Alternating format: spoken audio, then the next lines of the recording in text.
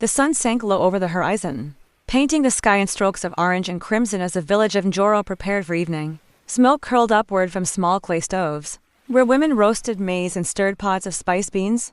Children, with dust on their bare feet, chased each other around the wide clearing, their laughter echoing between the mud-walled huts at the edge of the village. Beneath the enormous baobab tree that spread its twisted roots like an old guardian, a girl named Benny sat quietly, tracing circles in the red soil. She wore a faded kitten's dress, patterned with sunbursts, and her braids fell loose across her shoulders. Though young, her eyes carried a depth that unsettled those who looked too long. Her grandmother often warned her never to sit too long beneath the baobab, for the ancestors whispered through its leaves, speaking only to chosen ears. That evening, as a warm breeze moved gently through the branches, Benny heard it again, soft murmurs curling into her heart, words that felt older than time itself. Her skin prickled, and though she tried to move away, her body refused. The baobab seemed alive, its shadow stretching over her like an embrace. The sun dipped lower, spilling a golden haze across the small village. A gentle breeze carried the faint scent of roasted maize and earth, weaving through narrow paths where children laughed in bursts before disappearing behind mudbrick walls. Na walked slowly, her wrapper tied neatly around her waist, the beads on her wrists clinking softly with each step. She carried a clay pot balanced carefully on her head, her posture steady and proud. N, as always, moved quickly, weaving through the crowd with restless energy. He greeted neighbors half-heartedly, his eyes fixed ahead as if the future waited. Just around the next corner, Na called out to him, her voice calm, unhurried, and he turned briefly, his impatience softened by the warmth in her gaze. The world around them seemed caught between motion and stillness. Smoke curled lazily from cooking fires, the sky deepened into shades of amber, and drums in the distance marked the slow rhythm of evening. Together, their steps fell into an unspoken harmony, even though their spirits moved at different speeds, his always rushing, hers quietly enduring. The village woke slowly with the sun, its houses glowing under soft light. Birds fluttered from tree to tree, their wings carrying the sound of a new day. Children ran barefoot across a dusty path, laughing and chasing one another, while elders sat quietly at the entrance of their huts, watching with calm smiles. Women began their morning tasks, balancing clay pots on their heads as they walked toward the stream, their colorful wraps swaying with each step. Men prepared their tools, ready for the day's work in the fields, their voices low and steady as they planned together. In the heart of the village, smoke rose lazily from cooking fires, carrying the scent of roasted grain. The rhythm of life moved slowly, each moment blending into the next. Nothing felt rushed and nothing felt wasted. The sound of a drum echoed faintly from far away, perhaps a call to gather later in the day. But for now, the village lived in quiet harmony. The sun climbed higher, warming the earth, and life unfolded in its simple, steady pattern. The sun slowly began to set, painting the sky with shades of orange and purple. Na and Enna walked side by side, their footsteps slow on the dusty road. After a long day of misunderstandings and playful arguments, the quiet evening felt calm. The air was cooler, carrying the soft sound of drums from a nearby gathering. Enna folded her arms, pretending to stay annoyed, while Na tried to make her laugh with small jokes. Though she rolled her eyes, her smile slowly returned, hidden but not gone. Children ran past them, chasing each other with laughter, while old women sat near their homes, weaving baskets and humming songs. The rhythm of the village was steady, unchanging, like the heartbeat of a drum. Na glanced at Enno, and in that moment, both felt the warmth of their bond despite all the chaos of the day. As the first stars appeared in the darkening sky, they knew tomorrow would bring another round of their endless drama. But for now, peace settled between them. The morning sun rose slowly over the village, painting the huts in soft golden light. The air was filled with the smell of firewood and the gentle sound of women pounding grain with wooden mortars.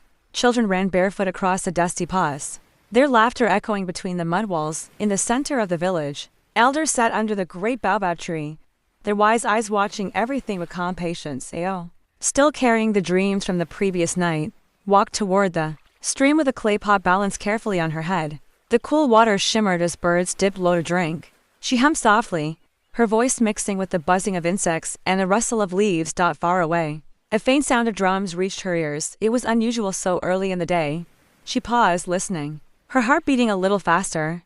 The rhythm grew stronger, like a call carried by the wind. She looked back at the village, where others also began to notice. The elders stood slowly, their walking sticks pressed firmly into the ground. Something was happening, and everyone felt it in the stillness of the morning air. The next morning, the village slowly came alive. Women carried clay pots on their heads, moving gracefully toward the river. Children laughed as they chased one another, their bare feet kicking up dust along the narrow paths. The men were already gathered near the fields, speaking in low tones about the coming harvest. Na walked quietly, her heart heavy with thoughts she had not shared. She watched Eno from a distance, noticing how quickly he walked, as if the world might leave him behind if he slowed. His restless spirit made her both admire and fear him. She knew that in their land, patience was valued more than speed. Yet Eno carried a fire that could not be hidden. That night, when the moon rose silver and soft, Na and Eno sat near the old Baobab tree. The silence between them stretched long, broken only by the distant sound of drums from another village. Na finally whispered, "The world moves slow, but you run as if chased." Eno did not answer at once. His gaze lingered on the stars above. Then, with a faint smile, he said, "Maybe I am." The evening sun dipped low, painting the African sky in strokes of red and gold. Nia sat outside her family's hut, weaving strands of dry grass into a small basket. Her hands moved with steady rhythm, the same way her mother had taught her years ago. The air carried the smell of cooking stew from the nearby fire, and children's laughter echoed in the distance as they played chase around the dusty path. Kofi returned from the fields, his shoulders heavy with work but his face lit with a tired smile. He carried a small bundle of harvested maize, placing it gently before Nia. "Tomorrow will be better," he whispered, though he wasn't sure if he believed it himself. Still, hope lived in the quiet moments, the warmth of family, the strength of tradition, and the calm promise of another day. The village prepared for nightfall. Fires burned brighter, drums beat faintly from afar, and the world seemed to soften under the watch of the rising moon. The evening sky glowed with streaks of gold and crimson as the sun dipped behind the distant hills. The village grew quieter, with only the rhythmic sounds of pestles pounding grain echoing faintly in the air.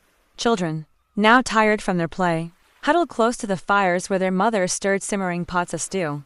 The smell of roasted maize drifted lazily, filling every corner with warmth and comfort. Na sat beside her grandmother, listening to the soft, slow voice telling stories of brave hunters, clever tricksters, and spirits that guarded the rivers and trees.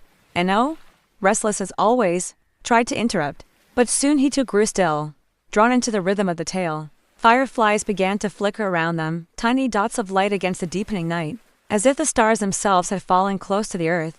The night settled in with calm patience. Drums in the distance marked the beginning of a celebration in another part of the village. But here, by the quiet fire, time seemed to stretch. The stories lingered, weaving a soft blanket of memory around Na and Eno, binding them to the roots of their people.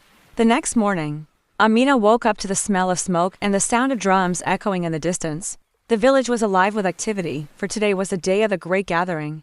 People from nearby settlements had arrived, bringing gifts, food and stories. Amina stepped outside her hut, her heart racing with curiosity. Children were running around with painted faces, elders sat in circles preparing herbs, and the hunters carried baskets full of dried meat and fruits. Eno, her closest friend, waved at her excitedly. "Come, Amina, the elders are about to speak." Together, they hurried to the central fire where the chief sat, tall and proud, his staff decorated with feathers. He raised his hand and silence spread across the crowd. "The spirits have spoken." The chief began in a slow, deep voice. "A time of change is upon us. Some will be tested, some will lead, and some must choose paths they cannot yet see." Amina felt a chill despite the warm air. She didn't understand why, but the chief's words felt like they were meant for her. She glanced at Eno, who smiled reassuringly, unaware of the strange weight pressing on her heart.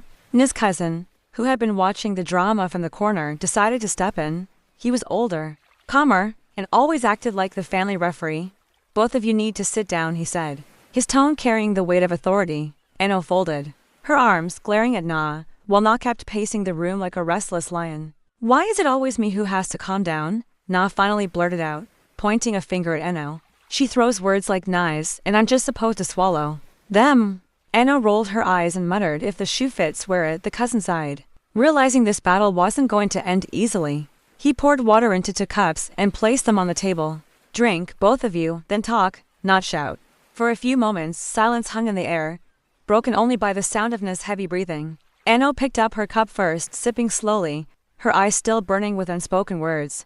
Na followed reluctantly, but the tension in the room was so thick that even the cousin's patience seemed tested. This fight, like many before, wasn't really about who was right. It was about who would bend first. The days passed, and Zara began to see that her life with Kofi was far different from the life she once knew. No longer did she sit in loneliness, waiting for kindness that never came. Instead, she walked through fields where the sun painted the earth in golden light, and her heart felt lighter with every step. Kofi showed her how to listen to the rhythm of the forest, how the whisper of leaves told stories older than time, and how the river carried secrets of both joy and sorrow. Though the memories of her cruel stepmother still lingered, Zara no longer felt defined by them. She was beginning to see herself as someone strong, someone worthy of peace. Each evening, when the stars appeared like diamonds scattered across the dark sky, Zara would sit beside Kofi. He would speak softly, telling tales of his people, of bravery, and of hope. She listened with quiet wonder, realizing that the pain she carried was slowly being replaced with healing. For the first time, Zara allowed herself to dream not of escape, but of a future where she truly belonged. Na and Eno's fight reached its peak one rainy evening. The street was wet, the air heavy, and neighbors stayed inside, but their loud voices filled the quiet. Na accused Eno of always running after dreams that never came true. Eno shouted back that Na never believed in him, that she only wanted him to settle and be like everyone else. Words cut deeper than knives, and both stood trembling with anger and hurt. Then, suddenly, the shouting stopped, and his eyes filled with tears, and Eno's shoulders dropped. For a long moment, they just stared at each other, realizing that love had not disappeared, only gotten buried under pride. Slowly, Na walked toward Eno, and without another word she placed her head on his chest. Eno held her close, his anger melting into silence. The rain outside softened, and the night seemed calmer. They knew their problems were far from gone, but in that quiet embrace, they felt like maybe they could try again just one more time. The morning sun stretched across the village, its golden rays gently touching the dusty paths and mud houses. Children's laughter echoed as they chased each other barefoot, while elders sat under a wide baobab tree exchanging stories from days long gone. In the distance, the faint sound of drums signaled that something important was about to happen. Na walked slowly toward the center of the village, her scarf flowing softly in the breeze. She had been thinking all night about the strange words of the old woman, who warned her about a choice she would soon face. The thought weighed heavily on her heart. Eno, as always, was already at the gathering place, restless and tapping his foot impatiently, his eyes darting around as though the day itself could not move fast enough for him. When the drum stopped, silence fell over the crowd. The village elder rose, leaning on his carved wooden staff. His voice was steady and calm, yet carried a power that made even the children quiet. He spoke of a journey, one that would test courage, patience, and loyalty. Everyone listened, their faces lit by both curiosity and unease, as the elder's words set the stage for what was to come. The next morning, Amina woke up early, her mind still heavy with the memory of the storm. The village was quieter than usual. Many families were repairing their roofs, patching the walls of their homes, and checking the condition of their small farms. Amina's stepmother, though harsh at times, was already outside, trying to sweep away the muddy water that had entered their hut. Amina, without a word, picked up a small basket and went to gather firewood. As she walked through the damp forest, the smell of wet leaves filled the air. Drops of water still clung to branches, occasionally falling on her shoulders. Though she was tired, she felt some peace in the silence of the woods. She thought of her late mother and wished she was still alive, guiding her through life. Amina often felt alone, yet she had learned to keep her strength inside. On her way back, she saw two younger children from the village struggling to carry water from the stream. She stopped, helped them lift their jars, and smiled at them softly. It was small acts like these that gave her heart comfort, even when her own days felt heavy.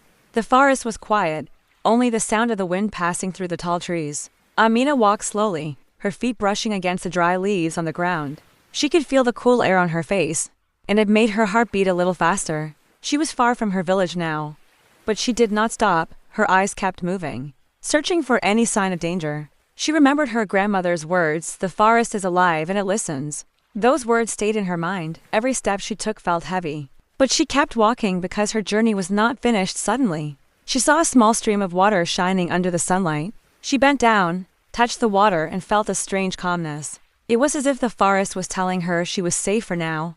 Amina smiled slightly, then stood up again. The path was still long and she did not know what waited ahead. But inside her, a small voice whispered that she was stronger than her fears. She began walking once more, her spirit steady, her eyes bright. Ao walked back home under the dim light of the moon. The village was quiet, and the air smelled of burning firewood. His heart felt heavy, but his mind was calm. He knew now that he must choose his own path, not just follow the words of others. The elders had given him advice, his friends had given him laughter, and the forest had given him silence. All these voices were inside him, but in the end, he realized that only his own steps would shape his life. When he reached his hut, He sat outside on a small wooden stool. The stars above seemed endless. Watching him without judgment, he whispered, a small prayer, not asking for wealth or power, but for courage. The night was soft, and the breeze carried the sound of distant drums. Tomorrow would bring new challenges. But tonight, he allowed himself to rest. Ao knew his story was still beginning. The land, the people, and the spirits of his ancestors would walk with him. For the first time, he felt ready. The morning air carried a gentle coolness, brushing softly against the mud walls of the village huts. Birds called from the tall trees, their songs weaving with the rustle of palm leaves. Amina woke slowly, her eyes heavy with dreams that lingered. She stretched her arms, feeling the stiffness of yesterday's work still in her bones. Outside, the smell of wood smoke rose as fires were lit, preparing for another day. Na and Eno were already awake, their voices drifting faintly through the air, calm yet steady. Amina sat quietly on her mat, listening to the rhythm of life around her, the pounding of grain, the splash of water being poured, the distant laughter of children chasing each other across the dusty path. Today would not be different from yesterday. Yet every day carried its own story. She tied her head scarf, straightened her simple dress, and stepped outside. The earth cooled beneath her feet. The sun had not yet grown hot, but its golden light painted the sky with slow strokes, warming the huts and fields. Life moved and hurried as though time itself took deep, patient breaths. The stranger's eyes softened as he looked at her, but his voice was firm. You don't belong in these woods. It's dangerous here at night. His words carried both warning and care. She lowered her gaze, ashamed of her ragged dress and the bruises on her arms, marks left by her cruel stepmother's punishments. I had nowhere else to go, she whispered. She sent me away, said I was no longer welcome in her home. The man paused, studying her with quiet intensity. His clothes were simple but clean, and there was strength in the way he carried himself. He did not mock her nor look at her with pity, but rather as though he had already decided she was worth saving. Then you will come with me, he said finally, extending his hand. His tone left no room for argument. You are not safe alone. She hesitated, her heart racing. Could she trust him? Or would this kindness, too, be taken away? The night air grew colder, and the rustling of the forest reminded her of lurking dangers. Slowly, she placed her trembling hand in his. The village carried on as if nothing had changed, but whispers floated like smoke through narrow paths. Some neighbors stared too long, others avoided meeting her eyes. The young woman tried to act strong, yet inside she carried a storm of confusion. Each morning she rose early, hoping a fresh start would wash away the shadows of the past. She fetched water from the stream, the coolness of the morning air brushing her face, while birds sang soft tunes that did little to calm her restless mind. At the market, she felt the weight of unseen judgment. Every voice around her seemed louder, sharper, though none spoke directly. Her hands trembled when she held the basket of grain, but she forced herself to smile, pretending that life was ordinary. She often wondered how long secrets could remain hidden, and whether truth would one day break through the silence. That night, as the moon cast silver light across the fields, she sat alone, staring at the horizon. The night was quiet, but inside, she felt 1,000 unspoken questions. The future seemed uncertain, like mist that refused to clear. The news of Amina's courage spread across the village like wildfire. Women gathered around her, asking how she had found the strength to speak out against the elders. She told them, with calm confidence, that silence had never saved anyone. Her words planted seeds of bravery in their hearts. Meanwhile, the men who once laughed at her now sat in uneasy silence. They realized that Amina's voice had touched something deeper, something they could not easily ignore. Even the chief, who had been harsh and dismissive, began to wonder if the old ways were losing their power. That night, under the dim light of the moon, Amina sat outside her hut.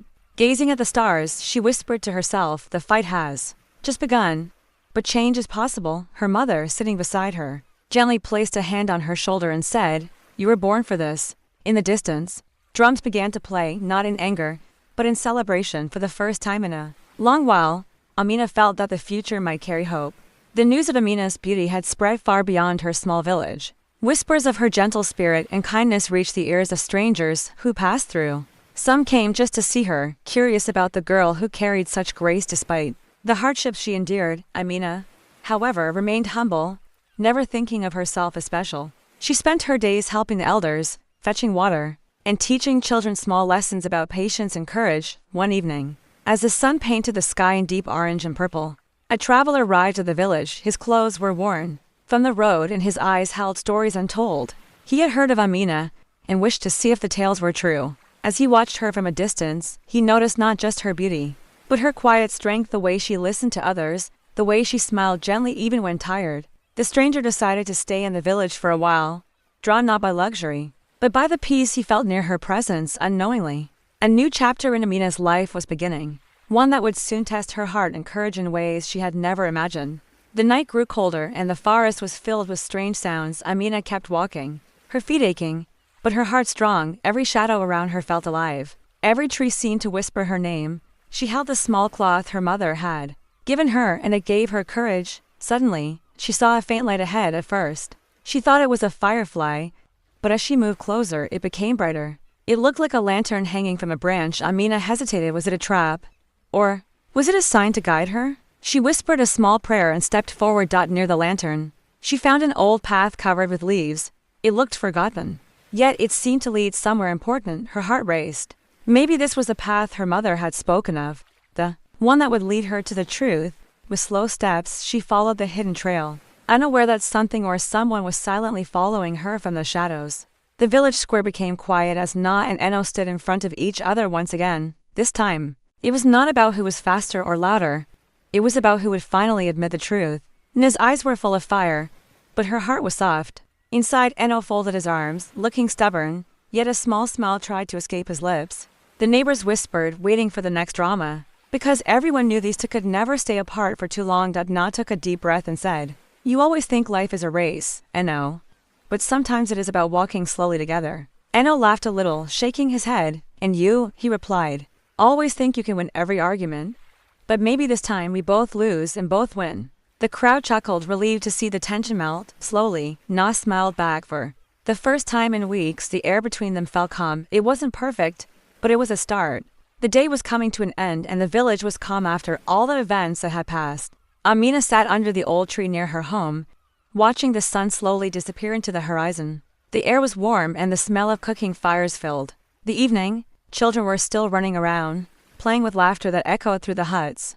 Life felt simple, yet every moment carried meaning. She thought about everything she had gone through, the struggles and the hope that still guided her steps. Life was never easy in the village, but there was always a sense of strength in the way people supported each other. Amina believed that no matter what tomorrow would bring, she would find courage to face it.